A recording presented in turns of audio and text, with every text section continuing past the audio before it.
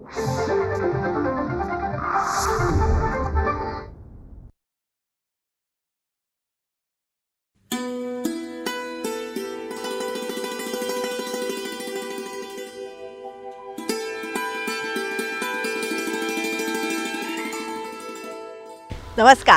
रयतेचा दरबारमध्ये आपणा सगळ्यांचं हार्दिक स्वागत. निरनिराळ्या सकारात्मक प्रयत्नांची माहिती आपण आपल्या ह्या कार्यक्रमातून करून घेतो, ज्याला उत्तम प्रतिसाद आम्हाला मिळत आहे. त्याबद्दल अनेक अनेक धन्यवाद. मंडळी, त्याच अनुषंगाने मागच्या भागासाठी सुद्धा आम्हाला खूप छान प्रतिसाद मिळाला. मागच्या भागामध्ये आपण साक्षात सयाजी शिंदे सरांना भेटलो होतो. वृक्ष संवर्धन, वृक्ष संगोपन ह्या सगळ्या गोष्टींमध्ये सयाजी शिंदे यांचं योगदान फार मोठं आहे. त्यांना मानणारा एक फार मोठा वर्ग आहे आणि त्या सगळ्यांना हा एपिसोड खूप आवडला. आणि ह्या एपिसोडमध्ये त्यांनी जे विचार मांडले ना, ते अतिशय उद्बोधक असेच होते. त्यांचं म्हणणं देव म्हणजे वनस्पतीच असते, कारण वनस्पती ही वाढत असते, आपल्याला खूप उपयोगाची असते. त्याचबरोबर ते आपल्याला फळंसुद्धा देतात. त्यातूनच वनस्पतींचं महात्म्य अबाधित ठेवण्यासाठी किंवा अधोरेखित करण्यासाठी त्यांनी जे विविध उपाय सुचवलेले होते तेही सगळ्यांना आवडले. अशाच प्रकारे वेगवेगळ्या विषयांवरची माहिती जर का तुम्हाला हवी असेल ना, तर रयतेचा दरबारचा प्रत्येक एपिसोड आपण बघायला पाहिजे.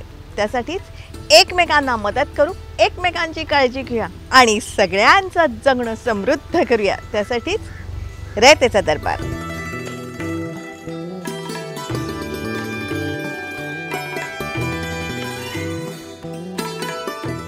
रयतेचा दरबारमधला आपला आजचा विषय खूप छान आहे, प्रेरक आहे, तुम्हाला सगळ्यांना अतिशय आवडेल.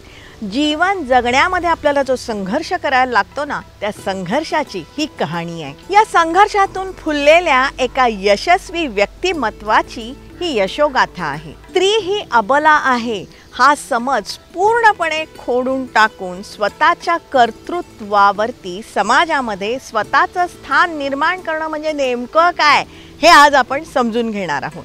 आणि त्यासाठीच आपण अतिशय सुंदर, प्रसन्न हसणाऱ्या, बुद्धिमान, तेजस्वी अशा एका तरुणीला भेटणार आहोत.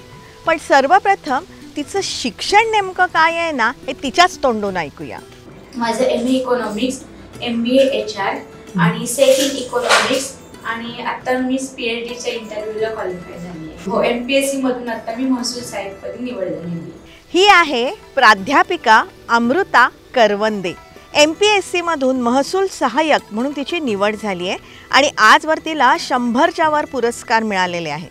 त्यात फिक्की फाउंडेशनचा सर्व्हिस टू ह्युमॅनिटी हा पुरस्कार, राज्यपालांच्या हस्ते युवा तर्पण पुरस्कार, मानवी हक्क पुरस्कार इत्यादी बरेच प्रतिष्ठित पुरस्कार आहेत.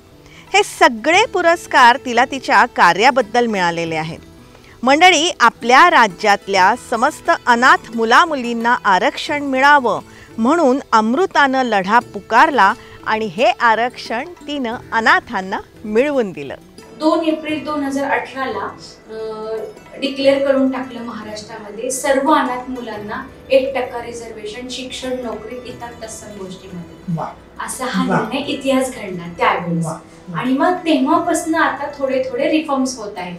आता त्याच्यामध्ये असं झालंय की प्रत्येक अनाथ मुलांना तुम्ही तुमची आयडेंटिटी बनलेली की एक अनाथ प्रमाणपत्र जे संस्थेतून बाहेर पडल्यावर असतं ना, ते अनाथ प्रमाणपत्र तुमच्याकडे पाहिजे. आणि तुमची केस स्टडी हे सगळं संस्थेचं काम आहे की त्याचं अनाथ प्रमाणपत्र काढून देणं किंवा काय, किंवा नाही तर तो मेजर असेल, त्याला कळत असेल तर तो स्वतः त्याचं सगळे आपली संस्थेतनं कागदपत्र घेऊन अनाथ प्रमाणपत्रासाठी तो मागणी करतो. अनाथ प्रमाणपत्र घेऊन तुम्हाला कुठल्या स्ट्रीम मध्ये जायचंय. आता मोठे मोठे शिक्षण सुद्धा तिथे फ्री झालेले, इंजिनियर, डॉक्टर किंवा ह्या ज्या मेडिकल फील्ड मध्ये जायचंय, कोणाला इंजिनियर, अशा सगळ्या गोष्टी तिथे फ्री झालेल्या. प्रत्येक म्हणजे सेक्शन मध्ये त्यांना अनाथांसाठी राखीव जागा आहे. म्हणजे अगदी प्रायव्हेट क्षेत्रात असेल, गव्हर्नमेंट क्षेत्रात असेल, तर अशा सगळ्या गोष्टींमध्ये अनाथांसाठी राखीव जागा आहेत. त्यातल्या त्या कॉम्पिटिटिव्ह एक्झाम, स्पर्धा परीक्षा, तो एक विषय महत्वाचा होता, कारण त्यातनंच ह्या सगळ्या गोष्टी निर्माण झाल्या. तर त्याही विषयामध्ये मी असं करून घेतलं की जे महाज्योतीचं स्कॉलरशिप मिळते, सारटी, बार्टी, ह्या सगळ्या योजना, तर जी महात्मा फुले आहे ना, सारटी, बार्टी आणि ते कोणतं महाज्योतीचं, तर त्यामध्ये पण अनाथांना महिना 10,000 स्कॉलरशिप सुरू झाली. त्यांची एक्झाम्स द्यावी लागते तुम्हाला, ती एंट्रन्स पास झाल्यावर तुम्हाला ते सुरू होतं. आणि त्याची स्वतः लाभार्थी मी पण आहे. आणि माझ्यासारखी इतर बरेच अनाथ मुलं आहे की ज्यांनी ती परीक्षा पास झाली आणि त्याचा लाभ त्या स्कॉलरशिपच्या माध्यमातून त्यांना मिळत गेला 1 वर्षभर. हा लढा तिने का उभारला हे आज आपण जाणून घेणार आहोत. त्याचबरोबर अनाथांचे नेमके प्रश्न काय असतात, त्यांचं पालन पोषण, संगोपन, शिक्षण, रोजगार या सर्व बाबींविषयीही आज आपण जाणून घेणार आहोत. आणि त्यासाठी अमृताचा संघर्ष नेमका काय आहे ना, ते आपण जाणून घेणार आहोत. ती 2 वर्षाची असताना रस्त्यावरती एकटीच रडत बसलेली होती. कुणीतरी एकाने तिला उचललं आणि आश्रमात आणून सोडलं. जेव्हा माझी संस्थेने सेवा सदन संस्थेत ट्रान्सफर केली, म्हणजे त्यांच्या नियमानुसार मी इथलीच असावी, पुण्यातली, म्हणून त्यांनी मला पुण्याच्या संस्थेत ट्रान्सफर. मग माझं तिथे जेव्हा घडत गेलं आणि मी संस्थेत शिकत असताना कसं व्हायचं की बऱ्याच मुलींना त्यांचे पालक भेटायला यायचे आणि मला ते असं वाटायचं की आपल्याला का येत नाही कुणी. दर रविवारी शनिवारी त्यांना खाऊ घेऊन यायचे, डबा घेऊन यायचे. मग मला का द्यायचं नाही. ठीक आहे, आता आपण मैत्रिणीच्या डब्यातलं खातो, शेअरिंग इज केअरिंग असं म्हणतो, पण केअरिंग इज शेअरिंग जे काही असेल. पण मग ते असं किती दिवस आपलं कुणीतरी हक्काचं हवं ना, की जेणेकरून आपले लाड कुणीतरी पुरवेल किंवा काय. तर ह्या गोष्टीची मला तेव्हा जाणीव होत गेली की बाबा नाही, म्हणजे हे कुठेतरी मिस करतोय आपण. माझे आई वडील असले तर किंवा माझी आई असते तर मला कोणी प्रेमाने जवळ घेतलं, चौकशी केली. आता साधं उदाहरण आहे की मुलीला दर महिन्यात पिरियड्स येतात. मला त्याचा त्रास पहिल्यापासून होतो, पण मला कोणी त्याचं विचारलं का कधी फोन करून की अमृता तुला काय त्रास होतो, तू बरी आहेस का किंवा असं. पण तेच जर आई असती घरामध्ये तर तिने काळजी घेतली असती. गरम पाण्याची पिशवी दे, तुला अमुक लागतंय, तमुक लागतंय, ताप आलाय का, हे आलंय का, आपण हॉस्पिटलमध्ये जाऊ, असं आई काळजीपोटी करते ना. ते आमच्या बाबतीत कुठे घडतं. आणि घडलं तर ते त्यांची जबाबदारी म्हणून ते करतात आणि हल्ली जबाबदारी पण कोणी घेत नाही. म्हणजे मला माहिती आहे हे, मला म्हणजे हे एक दुःख आहे की मी आज मला कोणी पण इतका जीव लावला ना तरी मला ते असं आपलं भीती वाटते. कारण की मी एवढ्या जवळून सगळे अनुभव घेतलेत ना की आई वडील म्हणण्याचं सुद्धा मला भीती वाटते. मंडळी, तुम्हाला माहितीये का, 18 वर्ष पूर्ण झाल्यानंतर या सगळ्या मुलांना संस्थेतून बाहेर पडावं लागतं. अशा वेळेला या तरुण मुलींनी नेमकं काय करावं. अमृतालाही अनेक वाईट प्रसंगांना तोंड द्यावं लागलं. सुरक्षिता कुठेतरी आमच्यासारख्या मुलांची सुरक्षिता कुठे कोण घेणार जबाबदारी. संस्थेने पण हाकलून दिलं, सरकारकडे पण काही व्यवस्था नाहीये. मग माझ्यासारख्या मुलींना हक्क नाहीये का, किंवा माझ्यासारख्या मुलींचे हक्क कुठे मारले गेले.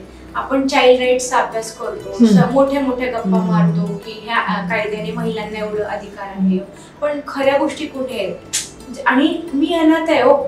माझं काय झालं असतं, फार तर फार त्या दिवशी त्या बेवड्यासोबत जे काही झटापटी झाली तर मी आवाज उठवला असता, गदारोळ केला असता तिथे, तर मग ते फार तर फार पोलीस आले असते, कंप्लेंट करून घेतले, त्याला शुद्धीत आल्यावर त्याला समज देऊन सोडलं असतं. पण जर त्याच चुकीच्या त्याने त्याच्या ज्या पिलेल्या धुंदीत त्याने माझ्यावर जर काही केलं असतं तर हेला जबाबदार कोण होतं. शासन होतं की तिथलं सिव्हिल सरकार होतं की मग पोलीस कोण जबाबदार घेणार माझ्यासारख्या मुलीची.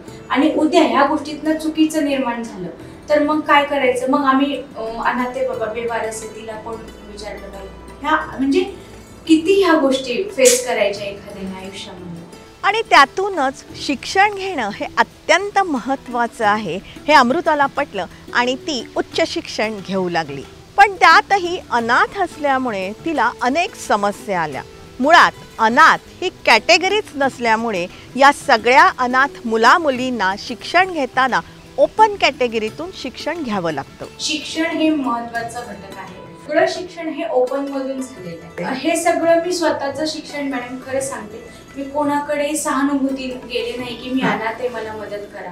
कारण ज्यावेळेस मी एकदा जाऊन पाहिलं कामाच्या निमित्ताने मला कुणी काम देते का, तर तिथं माझा गैरफायदा घेतला गेला की अनाथ आहे म्हणून माझ्याशी कसंही वागणं, मला कुठे नाही तिथे हात लावणं, म्हणजे ह्या सगळ्या गोष्टी चुकीच्या घडत गेल्या. म्हणून मी तेव्हापासून स्वतःची आयडेंटिटी मी थोडीशी लपवायची की नाही म्हणजे सुरक्षित आहे पण माझी परिस्थिती नाहीये किंवा असं नाही. पण मग त्याचा इन्फेक्ट वेगळा पडायला लागला. पण माझ्या सगळ्या मित्रमैत्रिणींना माहिती होतं, ते मला थोडी मदत करत होते आणि मी कमवा शिकवा योजनेअंतर्गतच सगळं केलं. म्हणजे लहानपणापासूनच 6वी 7वी 8वी पासूनच कमवा शिकवापासूनच माझं सगळं शिकलं. कमवा शिकवा म्हणजे थोडक्यात काय, तुम्हाला स्वच्छतेचा एक प्रत्येक मुलीला कामाचं स्वरूप वाटून दिलेलं असतं. कुणी गार्डन मध्ये स्वच्छता करायचं, कुणी पाणी घालायचं झाडांना. स्वतःची दैनंदिन स्वच्छता स्वतः असावी हे चांगलं आहे. दिवसा विविध कामं करून अमृता रात्रीच्या शाळेमध्ये किंवा कॉलेजमध्ये शिक्षण घेत होती. सुरुवातीला तिने रेल्वे स्टेशनवरती चक्क संडास साफ करण्याचंही काम केलं. त्यात तिला अनेक वाईट प्रसंगांना तोंडही द्यायला लागलं. अगदी MA करत असताना सुद्धा कागदपत्रांअभावी पुणे विद्यापीठाने हिला ॲडमिशन नाकारली, पण तरीही हिने जिद्दीने MA केलंच. तर हा मुद्दा मी जेव्हा विद्यापीठमध्ये गेले MSc ऍडमिशन करायला तेव्हाचा मुद्दा हा. कसं झालं की मी विद्यापीठाचे एंट्रन्स एक्झाम असतात की तुम्हाला ज्या डिपार्टमेंटला घ्यायचं, तर मी त्या डिपार्टमेंटच्या एक्झाम्स दिल्या आणि तिथे माझं 5 डिपार्टमेंटला नाव आलं. म्हणजे मला वाटलं नव्हतं की एवढं मी हे करेन. 5 म्हणजे मी वुमेन स्टडीजला केलं, इकॉनॉमिक्सचा माझाच विषय होता, मग जनरल पॉलिटिकल सायन्स वगैरे हे सगळं. तर मी केलं तर माझा नंबर लागला आणि नंबर लागला तर माझं नाव दिसलं लिस्टमध्ये. मग मी तिथले फ्रेंड्स होते माझे, त्यांना म्हटलं माझं नाव आलं आता आपण ॲडमिशन प्रोसेस, मग मला हॉस्टेल मिळेल किंवा ह्या सगळ्या गोष्टी होतील. मग त्यांनी गेले आम्ही ॲडमिशन प्रोसेसला. पण तिथे पण तीच अडचण आली की ठीक आहे माझं नाव येऊन म्हणजे त्या लिस्टमध्ये नाव येऊन सगळे मला ॲडमिशन देत नव्हते का, तर मी त्या ह्याचा लाभच घेऊ शकत नव्हते. मग तिथे सगळ्यांना कळलं की मी अनाथ आहे. असा झाला विषय. आणि अनाथ आहे म्हटल्यावर ते पण विचार करत होते. ते म्हटले की आमच्याकडे काहीच प्रोव्हिजन नाही, मग तुम्ही डिस्टन्स लर्निंग मध्ये घ्या. आणि मग MPSC परीक्षेच्या वेळेला हिने प्रचंड लढा दिला. मग असं करत करत करत 2017चा MPSCची मी स्पर्धा परीक्षेचा फॉर्म भरला होता. PS STI आणि असिस्टंट. त्यामधला जो PSIचा निकाल होता तो महिलांचा कट ऑफ 35 होता आणि मला 39.46 मार्क होते. खूप मार्क होते आणि पॉइंटचा तिथे प्रश्न येतो. मग शिक्षण तर माझं चालू होतं. एक साईडला त्यांनी मला सांगितलं की तुझ्यासाठी जर तुला काही करायचं असेल तर तू प्रशासकीय व्यवस्थेत जा. आता मला असं प्रॉपर गायडन्स करणारं कोणीच नव्हतं की जसं घरी आपल्या पाल्याला आपण करतो, पालक करतात की बेटा तू असं कर, पण तसं मला त्यावेळेस करणार. मी जे मित्रमैत्रिणी सांगते त्यांच्या मार्गाने मी जायचे, ते करायचे. त्यांनी जे पुस्तकं दिले त्या पद्धतीने वाचायचे. पण मी म्हणजे असं असतं ना की कदाचित परमेश्वराची ही योजना असेल, त्यावेळेस इतिहास घडायचा असेल. तर मग ते असं झालं की मी 2017ची परीक्षा दिली. परीक्षा पास झाले पण माझं नाव नाही आलं रिझल्टमध्ये. रिझल्टमध्ये नाव नाही आले तर सगळे म्हणले अरे तुझं तर पहिल्या रिझल्टमध्ये नाव आलं, मग मुख्य परीक्षेत तुला का नाही बसवत. मग आम्ही ती यंत्रणा सुरू केली की MPSCला विचारणं असेल, अर्ज असेल. मग MPSC म्हटली की तुझी चूक आहे, तू तिथे डॉक्युमेंटला नाही केलं, टेक्निकल इश्यू आहे, तू NCA तुझ्याकडे नाहीये, तुझ्या जातीचा दाखला नाहीये, तू महिलांचं बेनिफिट घ्यायचं असेल तर तुला नॉन क्रिमिनल असणार. आणि आता ती अट शिथिल झालीये. मग मी काय केलं की पूर्ण मी कलेक्टर ऑफिस पासून समाज कल्याण आयुक्त असेल सगळ्यांकडे, अगदी तहसीलदार नायब तहसील सगळ्यांकडे गेले. तहसीलदार आपलं तलाठी असतो त्याच्याकडे गेले, मला काही मिळू शकतं का.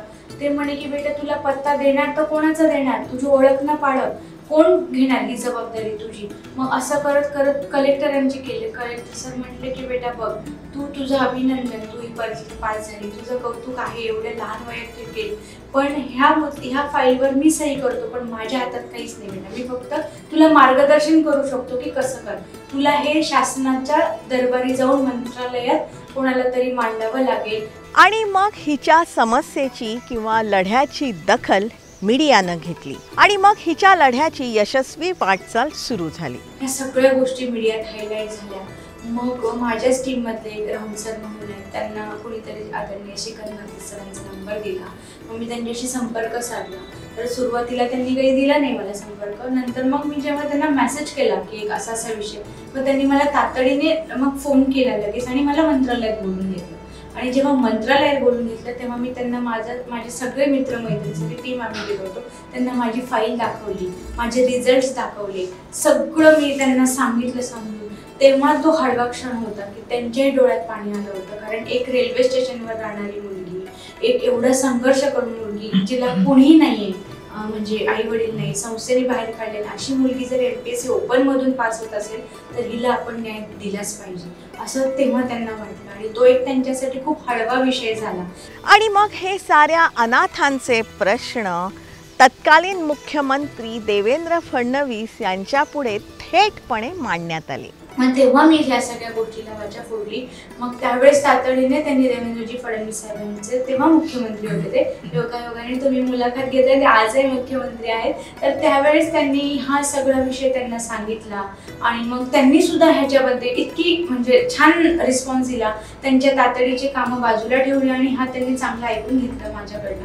आणि मी त्यांना विचारलं की मुख्यमंत्री साहेब तुम्ही म्हटलं मला सांगा तुम्हाला एक मुलगी आहे, त्यांना पण एक मुलगी आहे, मी पण एक मुलगी आहे, कोणाची तरी फरक एवढाच आहे की मला आई वडील माहिती नाहीये किंवा मी संस्थेत माझं सगळं बालपण केलेलं आहे, पण माझी जात नाहीये, धर्म नाहीये, तर माझ्यासारखे असंख्य मुलं मुली आहेत ज्यांचे लग्न करून दिले जातात जबरदस्तीने, ज्यांना वेश्या व्यवसायात यावं लागतं, ज्यांची इच्छा नसताना, ज्यांना चाइल्ड राईट म्हणजे ट्रॅफिकिंग मध्ये आपण बघतो की किती म्हणजे चुकीचा विषय होतो आणि त्याच्यामध्ये जर क्राईमचा विचार केला तर आज सगळ्यात देशात रेशो आहे तर आज अनाथांचा रेशो. मग मी काय म्हणते आज आपण बघतो की आज वॉरची परिस्थिती आहे, या सगळ्या गोष्टी आपण पाहता. मग मला सांगा जर अनाथ असा हा घटक आहे, जर त्याला जर मुख्य प्रवाहात यायचा असेल, त्याला जर देशसेवा करायची संधी मिळाली तर तो किती आज चांगल्या पद्धतीने करू शकेल का? तुम्ही त्याला संधी द्या ना, आर्मीत येऊ द्या, पोलीस भरतीमध्ये येऊ द्या, त्याचं मिलिटरी कॅम्पिंगमध्ये येऊ, सगळीकडे त्याला संधी दिली तर तो देशाचं रक्षण करेल ना. क्राईमला जाण्यापेक्षा तुम्ही संरक्षणाकडे भर द्या, त्याला संरक्षण देऊन त्याला मेन स्ट्रीम मध्ये आणून तुम्ही देशाच्या संरक्षणाचा विचार केला. आज नाही म्हटलं तरी अनाथांची टक्केवारी किती आहे म्हणजे तुम्ही आज काढलं तर युनिसेफच्या आकडेवारीनुसार 42 पॉइंट कितीतरी मिलियन लोक आज भारतात अनाथ आहेत. त्यातल्या त्यात महाराष्ट्रामध्ये तर कमीत कमी 50 लाख कुठेच गेले. पण आज त्या लोकांची किंवा ही जी आकडेवारी मी सांगते मी माझ्या मनाची नाही सांगत, तुम्ही ऑनलाईन सर्च करा, तुम्ही ती सगळा डेटा वेबसाईटवर असतो तुम्ही ते बघा. पण विषय असा आहे की हा शासनाकडे कुठे आहे अनाथांची म्हणजे आहे का आकडेवारी अनाथांची? कुठे गेलेत आज एवढे अनाथ मुलं? काय झालं त्यांचं? कोणी विचार केला का की 18 वर्षानंतर मुली कुठे गेल्यात, मुलं कुठे गेलेत? मग हे जेव्हा ह्या परिस्थिती हे प्रश्न सगळे मी त्यांच्यासमोर मांडले की मला जात नाही, धर्म नाहीये, माझ्याकडे कोणतेच कागदपत्र नाही, मी प्रामाणिकपणे MPSC मध्ये माझे सगळे मी फॉर्म भरताना नो केलेले आन्सर. मग असं असताना MPSC ने मला डावललं का तर माझ्याकडे हे कागदपत्र नाहीत म्हणून. मग हा माझ्यावर अन्याय नाही का? माझ्यासारख्या मुलींनी कुठे जायचं?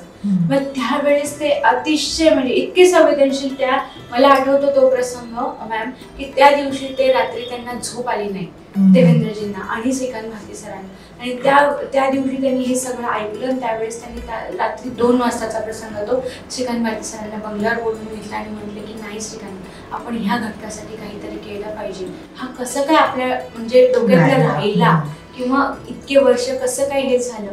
मग त्या दिवसाचा तो प्रसंग मला दुसऱ्या दिवशी लगेच त्यांनी परत तिथेच माझी व्यवस्था केली पाहिजे, बोलून घेतलं, सगळे मुद्दे माझ्याकडनं विचारून घेतले आणि मग तातडीने महिला दिन होता मला आठवतं. महिला दिन मध्ये ते अधिवेशन पण चालू होतं. अधिवेशनमध्ये आदरणीय बच्चू कडू साहेब असतील, आशिष शेलार असतील, बरेच सगळे सांगतात. त्यावेळेस हा मुद्दा हायलाईट झाला. मग पंकजाताईंनी त्यांना उत्तर दिलं की अशा अशा मुलांसाठी आपण काहीतरी प्रोव्हिजन करण्याच्या विचारात आहोत. आणि मग असा सगळा आणि एक विशेष बाब म्हणजे काय झालं की हा निर्णय घेताना म्हणजे विरोधी पक्ष नेते आणि सत्ताधारी दोघांचं संमत झालं आणि त्यातूनच अनाथ मुला मुलींसाठी 1% आरक्षण मिळवण्यामध्ये अमृता यशस्वी झाली. आणि आता हे आरक्षण केंद्रीय पातळीवरून मिळावं यासाठी तिचे प्रयत्न सुरू आहेत. पण केंद्र स्तरावर हे आरक्षण असलं पाहिजे. त्याचं कारण असं आहे की केंद्राची जी योजना आहे ती खूप मोठ्या प्रमाणात आहे. तिथे जेव्हा लाभ जास्त असतात आणि तिथे ज्या भरती प्रक्रिया होतात, रेल्वे भरती असतील किंवा SSC स्टाफ सिलेक्शनच्या भरती असतील किंवा इतर अनेक आहेत त्याच्यामध्ये वेगवेगळे फॅक्टर्स आहेत. तर अशामध्ये काय होतं की इतर राज्यातले जे मुलं आहेत ते पण तिथे येतील ना. सेंट्रल म्हटल्यावर सगळं केंद्रीकरण म्हणू आपण की मग बाकीच्या ज्यांना स्कोप मिळेल तिथे, आणि हे स्कोप कसा मिळेल तर तुम्ही त्या मुलांना आरक्षणाच्या माध्यमातूनच ह्या गोष्टी होऊ शकतात. आणि केंद्रात जर आरक्षण मिळालं तर तो सरसकट सगळ्या अनाथ मुलांना न्याय दिल्यासारखा होईल, त्यांचे हक्क दिल्यासारखे होतील. मंडळी, अनाथ ही ओळख तिला वेगळ्या स्तरावर न्यायची आहे. मी अनाथ आहे ठीक आहे, पण समाजाप्रती माझी अनाथ म्हणून जी ओळख आहे ना ती मला वेगळ्या ह्याच्यात निर्माण करायची आहे. की कोणीतरी मला अनाथ म्हणून लेबल लावलंय, पण मी खऱ्या पद्धतीने अनाथ नाही. ज्यांनी मला कोणी, आज माझे आई वडील हयात नाही आहेत किंवा कोणीच मला विचारायला आलं नाही, त्यांना सुद्धा वरती त्यांना प्राऊड फील झालं पाहिजे की ठीक आहे आज आपली परिस्थिती नाही किंवा काही आपण हिला सोडलं, रस्त्यावर सोडलं, कुठे अनाथ, तिने आज आपलं नाव चांगलं करून. आणि त्यासाठी महत्त्वाचं आहे शिक्षण, ज्ञान. हे मर्म तिला समजलेलं आहे. माझं पुढचं एम असं आहे की आता मी अधिकारी तर झाली, पण मी शिक्षण मी सोडणार नाही. मी शिक्षण घेत राहील.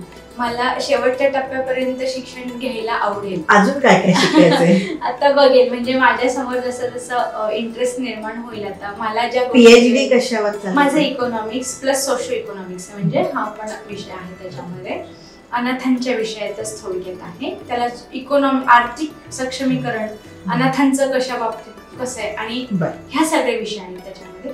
पण प्रामुख्याने अनाथांच्या विषयात मी PhD करते. आज अमृता महसूल सहाय्यक अधिकारी पदावरती नियुक्त आहे, पण तरीही तिचा संघर्ष सुरूच आहे. आणि संघर्ष तुम्ही जेवढा संघर्ष कराल, मी तर म्हणते की आज माझ्या समोर मी अधिकारी झाले किंवा आज माझी वेगळी, पण माझ्यासमोर अजून वेगळे प्रसंग आहेत ना, वेगळे चॅलेंजेस आहेत. मग माझा संघर्ष, आणि कुठल्याही माणसाचा संघर्ष संपत नसतो, फक्त वेगवेगळ्या पद्धतीत असतो. त्याला मार्ग वेगवेगळ्या पद्धतीने काढला पाहिजे. आणि म्हणून लगेचच आपण आत्महत्या करणं हे चुकीचं आहे. आता मी वाचते ना, शेतकऱ्याच्या मुलांनी आत्महत्या पालकांनी, हे किती चुकीचं आहे.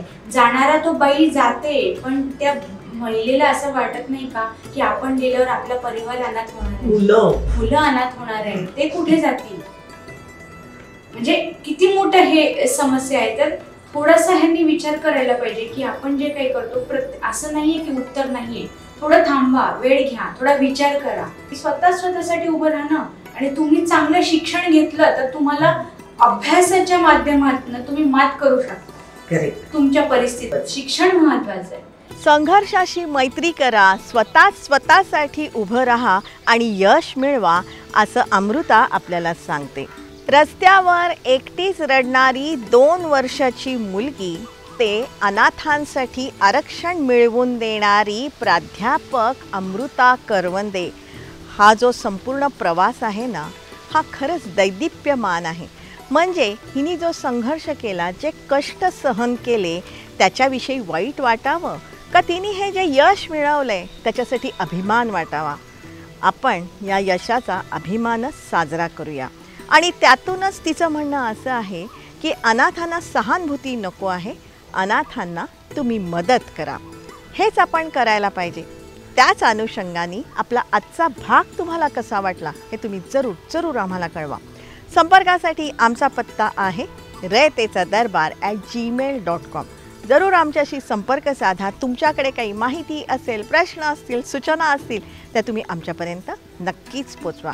रयतेचा दरबारमध्ये हे जे सगळे एपिसोड आहेत ना, 450च्या वर एपिसोड आहेत, हे तुम्ही वारंवार बघा. त्यातली माहिती आहे ती तपासून बघा. या माहितीचा तुम्हाला नक्की लाभ होऊ शकतो. आणि त्यासाठीच यूट्यूबवरती आमची 2 चॅनल आहेत, जनतादरबार.zd आणि रयतेचा दरबार, या दोन्ही नावांनी आमची यूट्यूब चॅनल आहेत, जी तुम्ही सबस्क्राईब करण्याची गरज आहे. रयतेचा दरबार आम्ही प्रसारित करत असतो दर सोमवारी रात्री 9 वाजता सह्याद्री वाहिनीवरून. सोमवारचाच हा एपिसोड आम्ही पुन्हा प्रसारित करत असतो दर शनिवारी सकाळी 8 वाजता सह्याद्री वाहिनीवरून. सोमवार रात्र 9, शनिवार सकाळ 8, हे जे दोन्ही एपिसोड आहेत ना, हे तुम्ही लाईव्ह बघू शकता सह्याद्री वाहिनीच्या फेसबुक पेजवरून. जरूर बघत राहा, कारण आम्ही ही जी माहिती तुम्हाला सांगतोय ना, या माहितीच्या उपयोगामुळे अनेकांचे लाभ होत आहेत किंवा होऊ शकतात. हा मात्र त्यासाठी रयतेचा दरबारमध्ये आपण सगळ्यांनी सामील व्हायला पाहिजे. त्यासाठीच एकमेकांना मदत करू, एकमेकांची काळजी घ्या आणि सगळ्यांचं जगणं समृद्ध करूया. त्यासाठीच रयतेचा दरबार.